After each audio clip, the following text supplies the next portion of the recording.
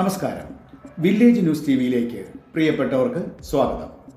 US president Trump സമർപ്പിച്ച അപ്പീലിന്മേൽ ഇന്ന് US supreme കോടതി വിധി പറയും. ട്രംപിന്റെ തീരുവകളെല്ലാം തന്നെ നിയമവിരുദ്ധവും ഇല്ലാത്ത അധികാരം പ്രയോഗിക്കലുമായിരുന്നുവെന്ന് നേരത്തെ അമേരിക്കൻ കീഴ്ക്കോടതികൾ വിധിച്ചിരുന്നു. പശ്ചിമ ബംഗാളിലെ ED റെയ്ഡിൽ പ്രതിഷേധവുമായി ആഭ്യന്തരമന്ത്രി അമിത്ഷായുടെ ഓഫീസിന് മുന്നിലെത്തിയ മഹുവ മൊയ്ത്ര MPയെയും ഡെറിക് ഒബ്രിയാനെയും പോലീസ് കസ്റ്റഡിയിലെടുത്തു. ലോക കേരള സഭയുടെ 5ാം സമ്മേളനം 29, 30, 31 തീയതികളിൽ തിരുവനന്തപുരത്ത് നടക്കും. 29-ന് നിശാഗന്ധി ഓഡിറ്റോറിയത്തിൽ പൊതുസമ്മേളനവും 30, 31 തീയതികളിൽ നിയമസഭയിലെ R ശങ്കരനാരായണൻ തമ്പി ഹാളിൽ പ്രതിനിധി സമ്മേളനവും നടക്കുമെന്ന് മുഖ്യമന്ത്രി പിണറായി വിജയൻ അറിയിച്ചു. സ്തനാർബുദം രഹസ്യമാക്കി വയ്ക്കേണ്ട രോഗമല്ലെന്ന് മുഖ്യമന്ത്രി പിണറായി വിജയൻ. ശരിയായ സമയത്ത് ശരിയായ ചികിത്സയ്ക്കുള്ള ധൈര്യമാണ് വേണ്ടതെന്ന് മുഖ്യമന്ത്രി പറഞ്ഞു.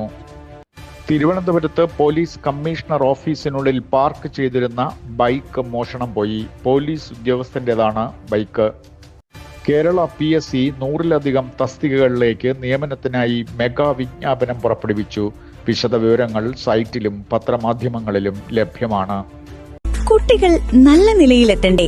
പഠനത്തിലും ജീവിതത്തിലും അവരെ മുന്നിലെത്തിക്കുവാൻ early brain mapping and academic കൗൺസിലിംഗിന് അവരെ വിധേയരാക്കൂ.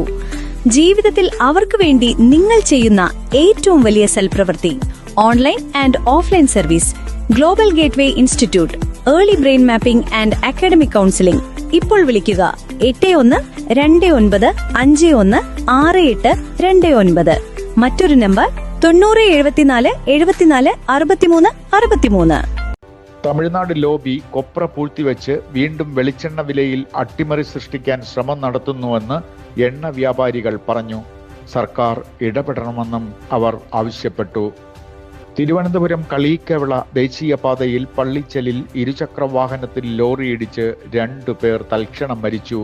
21-കാരനായ വിഴിഞ്ഞം സ്വദേശി അമലും സുഹൃത്ത് ആലപ്പുഴക്കാരി ദേവി കൃഷ്ണയുമാണ് മരിച്ചത്.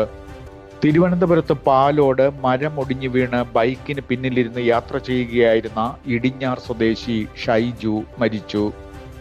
നിത്യഹരിത നായകൻ പ്രേം നസീറിന്റെ ചരമവാർഷികം പ്രമാണിച്ച് ഇന്നു മുതൽ 15 വരെ തിരുവനന്തപുരത്ത് തൈക്കാട് ഭാരത് ഭവനിൽ പ്രേം നസീർ കവല എന്ന പേരിൽ ഫെസ്റ്റ് സംഘടിപ്പിക്കുന്നു.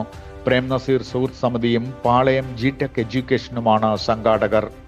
തിരുവനന്തപുരത്ത് ശ്രീകാര്യത്ത് വിദ്യാർത്ഥിനിയെ സ്കൂളിനടുത്തുള്ള വീട്ടിലെ വളർത്തുനായ്ക്കൾ ആക്രമിച്ചു.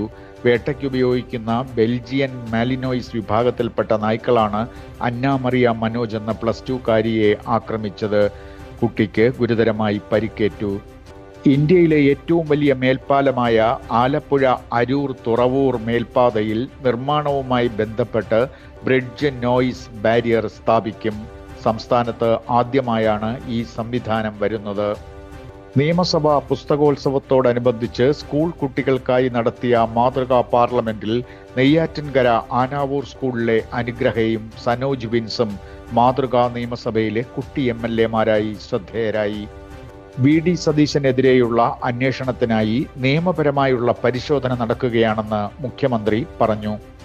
കേരളത്തിലെ ക്വാറി ക്രഷർ മേഖലകളിൽ ഈ മാസം 26 മുതൽ അനിശ്ചിതകാല സമരം തുടങ്ങുമെന്ന് mining and crushing owners association സംസ്ഥാന പ്രസിഡന്റ് MK ബാബു കോഴിക്കോട് പത്രസമ്മേളനത്തിൽ പറഞ്ഞു.